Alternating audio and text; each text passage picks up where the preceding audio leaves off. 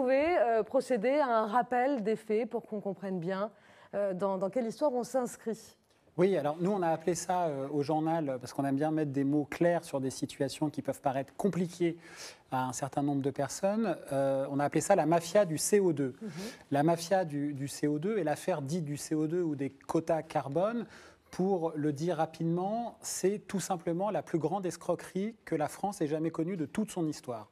C'est-à-dire que, profitant d'une nouvelle législation et de la création d'une bourse environnementale pour lutter contre les gaz à effet de serre liés au protocole de Kyoto, toute une camarilla d'escrocs ont réussi en moins de 8 mois à détourner dans les poches de l'État, c'est-à-dire dans les poches de ceux qui nous regardent et tous ceux qui payent des impôts, au bas mot 1,7 milliard d'euros. Ça, c'est le côté plus grande escroquerie que la France ait jamais connue.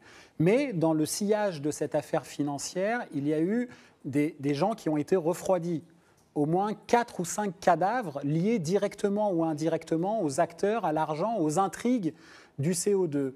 Et puis on a découvert des liens particuliers, on va dire, avec certains policiers.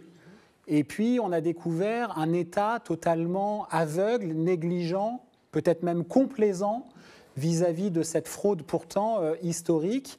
Et de fil en aiguille, avec Dove et le quotidien Haaretz, on a découvert des liens entre certains des acteurs principaux. Le parquet les appelle les maîtres du CO2, les juges les appellent les organisateurs, les cerveaux, des liens très forts, notamment l'un d'entre eux, vous l'avez cité tout à l'heure, Arnaud Mimran, avec l'actuel Premier ministre d'Israël, Benjamin Netanyahou. Ce qui veut donc dire que depuis au moins 2002-2003, Arnaud Mimran, qui est le seul à être noté dans ce carnet sous son seul prénom, Arnaud, ce qui en dit déjà très long sur la proximité entre les deux hommes, fait partie de ses plus grands donateurs de par le monde, et ce qui vient donc nuancer les démentis de Netanyahou, qui aujourd'hui dit qu'il n'a reçu d'Arnaud Mimran que 40 000 $.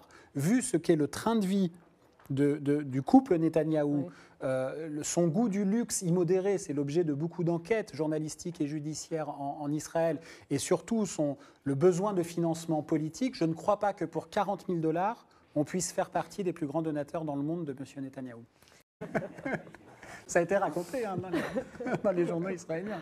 Alors, quelle va être la prochaine étape, les prochaines étapes dans cette affaire? En fait, avec Dove et la joint venture que nous avons montée éditorialement, en fait, on se rend compte que Netanyahou, en quelque sorte, s'est tendu le propre piège tout seul, comme un grand garçon dans lequel il risque de tomber, avec ses démentis successifs qui sont complètement baroques.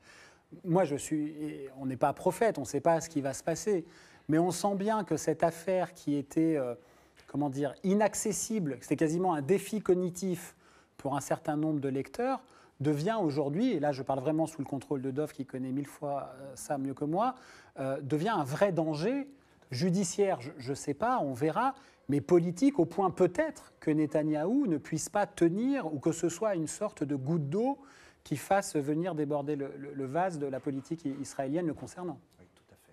Tout à fait. Oui, je vous en prie, Dove. Je pense, sur votre question, qu'il y a 3 narrations possibles. Il y a la version d'Arnaud Mimran, il y a la version de Netanyahou, et il y a la vérité. Et je pense que Fabrice et moi vont l'atteindre, au fond. Merci. Peut-être une dernière question sur, là aussi, les conséquences en France, parce qu'on a évoqué cette somme colossale, 1,7 million d'euros. Pardon. À l'époque, c'était Christine Lagarde, c'était Éric Woerth. Ouais, dont on racontera comment ils ont peu réagi, certaines pudeurs dans la réaction qui a, de fait, par son absence, permis la fraude.